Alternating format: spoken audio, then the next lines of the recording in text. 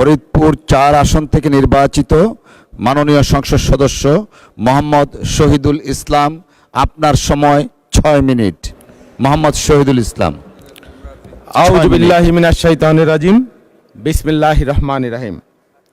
সকল প্রশংসা মহান রাব্বুল আলামিনের নামে, যিনি আমাদের সৃষ্টি করেছেন এবং এই সার্বভৌম মহান সংসদে এসে কথা বলবার সুযোগ করে দিয়েছেন।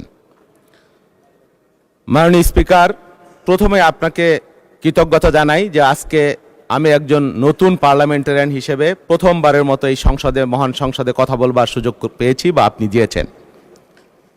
আপনাকে আন্তরিক অভিবাদন জানাই এই কারণে যে আপনার কঠোর সংগ্রাম এবং জীবন সংগ্রামের ইতিহাস আমরা কম বেশি জেনেছি, দেখেছি।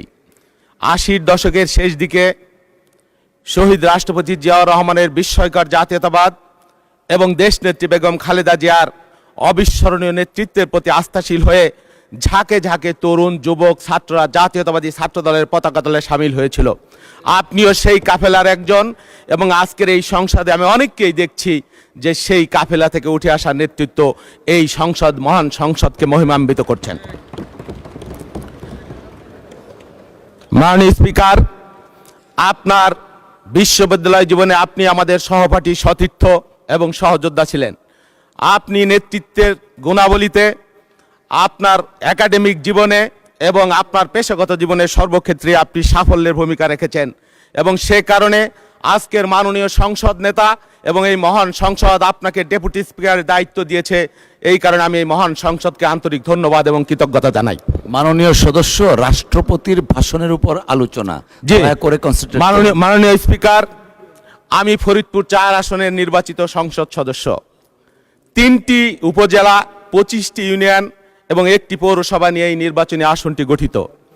আমার তৎকালীন ভারপ্রাপ্ত চেয়ারম্যান এবং আজকের যিনি সংসদ নেতা, তিনি আমাকে আমার নিজের নির্বাচনী জন্মস্থান থেকে সরিয়ে আমার পার্শ্ববর্তী এই এলাকায় আমাকে স্থানান্তর করেছিলেন, কাজ করবার জন্য দায়িত্ব দিয়েছিলেন বেশ কয়েক মাস আগে।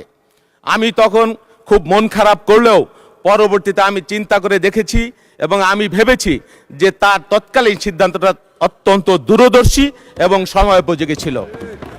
আমি সেই এলাকায় কাজ করে সেই এলাকার মানুষ আমাকে যে অপরিসীম ভালোবাসা দিয়েছে, আমাকে যে আস্থায় নিয়েছে, আমাকে যে আপন করেছে, সেই কারণে আমি আমার নির্বাচনী এলাকার সকল মানুষের প্রতি আন্তরিক ধন্যবাদ এবং কৃতজ্ঞতা জানাচ্ছি আজকের এই মহান সংসদের মধ্য দিয়ে। মাননীয় স্পিকার, আমার নির্বাচনী এলাকার মাঝখান দিয়ে 2টি নদী, পদ্মা এবং আড়িয়াল খাঁ, 5টি ইউনিয়ন আমার বিচ্ছিন্ন মূল ভূখণ্ড থেকে 76 কিলোমিটার দৈর্ঘ্য এবং 68 কিলোমিটার প্রস্থ একটি নির্বাচনী এলাকা।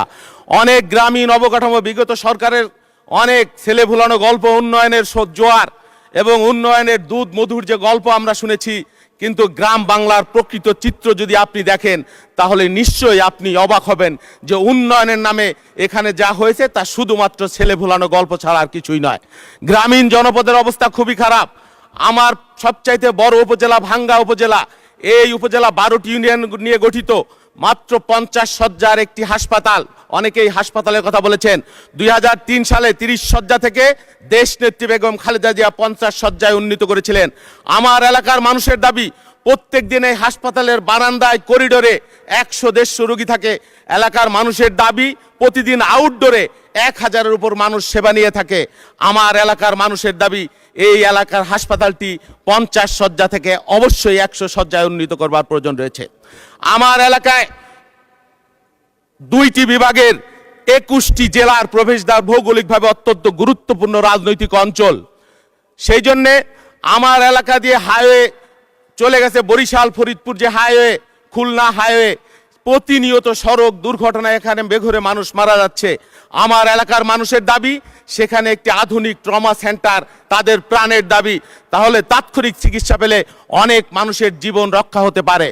আমার এলাকা নদী ভাঙন কবলিত এলাকা, এই এলাকার 6টি ইউনিয়ন প্রতিনিয়ত নদী ভাঙনের কবলে পড়ে সর্বস্ব হারাচ্ছে মানুষ।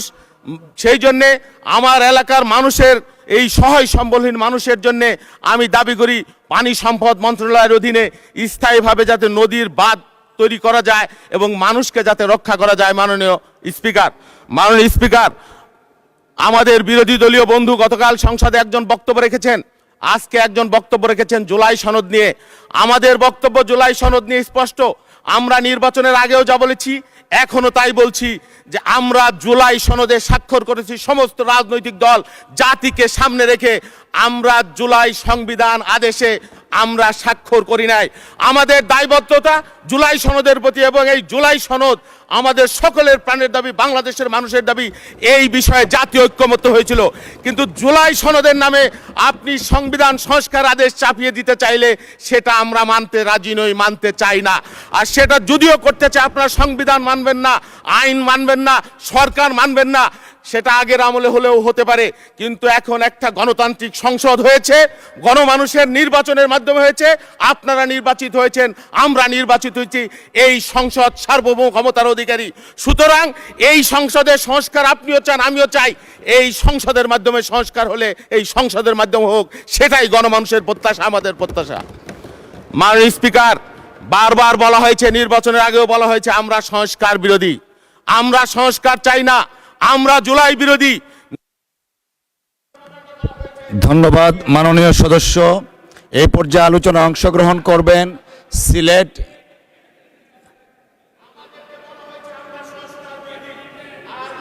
একটু থামুন, থামুন মাননীয় সদস্য, একটু থামুন। আমাদের টাইম ফ্রেম খুব কনস্ট্রেইন, তারপর আপনাকে 2 মিনিট সময় বরাদ্দ দেওয়া হলো। আমাদেরকে বলা হয়েছে আমরা সংস্কার চাই না, সংস্কার মানি না। এই ব্র্যান্ডিং এর পরেও বাংলাদেশের 51% মানুষ বিএনপিকে সেটা জেনে বুঝে আমাদেরকে সমর্থন দিয়েছে। মাননীয় স্পিকার, বলা হয় জুলাই অগাস্ট অভ্যুত্থান 1 মাসের অভ্যুত্থান। জুন মাসে শুরু হয়েছে, আপেল গাছের মতো আপেল গাছ লাগিয়েছি, আর অগাস্ট মাসে সেটা আপেল গাছে ফল ধরেছে, পেরেছি, খেয়েছি। বিষয়টা তা নয় মোটেও। দীর্ঘ 17 বছর অনেক অন্যায়, জুলুম, নির্যাতন, নিপীড়ন, আত্মত্যাগের মধ্য দিয়ে এই জুলাই অর্জিত হয়েছে। আমরা কখনো আমাদের বিরোধী দলের অবদানকে খাটো করে দেখি না, তাদেরকে আমরা রেসপেক্ট করি, সম্মান করি। কিন্তু তারা কথায় কথায় এও বলে বিএনপিকে তারা নিশ্চিহ্ন করে দিবে। বিএনপি ক্ষমতার আসার আগেই এমন একটি রাজনৈতিক দল, তাদেরকে নাকি মানুষ পতন চায়। অথচ এই বাংলাদেশের মানুষ 51% ভোট দিয়ে বাংলাদেশের আজকের এই সংসদ নির্বাচিত করেছে, বিএনপিকে নির্বাচিত করেছে। আমরা কখনো আমাদের আত্মত্যাগের কথা বলি না। বেগম খালেদা জিয়া যে আত্মত্যাগ করেছেন, একদিকে তার মৃত্যু আর একদিকে তার অবৈধ ফ্যাসিবাদী শাসন। ফ্যাসিবাদী শাসনকে বেগম খালেদা জিয়া মেনে নেন নাই। ষড়যন্ত্র, আমরা নাকি গাদ্দার, বেঈমান, এই ষড়যন্ত্র শুরু হয়েছে বিএনপিকে মাইনাস করবার জন্য। অন 11 থেকে তার আগে শহীদ রাষ্ট্রপতি জিয়াউর রহমানকে হত্যার মধ্য দিয়ে ষড়যন্ত্র শুরু হয়েছিল বিএনপিকে নিশ্চিহ্ন করে দেবার জন্য। অন 11-এর ষড়যন্ত্র, 96 সালের বেঈমানি, 86 সালের বেঈমানি, এই ইতিহাস আমরা সংসদে বলতে চাই না। মাননীয় স্পিকার, এই যে 24 সালের 29 আগস্ট আমরা যখন পন্টলে লক্ষ লক্ষ মানুষ সমাবেশ করছিলাম, তখন আমাদের প্রিয় বন্ধুরা যারা আজকে আমাদেরকে গাদ্দার আর বেঈমান বলে, তারা সেদিন ফকিরাপুলে সন্ধ্যার আগে, মাগরিব আসরের নামাজের আগে শান্তিপূর্ণ সমাবেশ করে তারা চলে গিয়েছিল। সুতরাং বেঈমানের ইতিহাস বিএনপি নাই, বিএনপি গণমানুষের। ধন্যবাদ মাননীয় সদস্য। ধন্যবাদ মাননীয় সদস্য। ধন্যবাদ মাননীয় সদস্য। মাননীয় সদস্য, আপনি দয়া করে বসুন।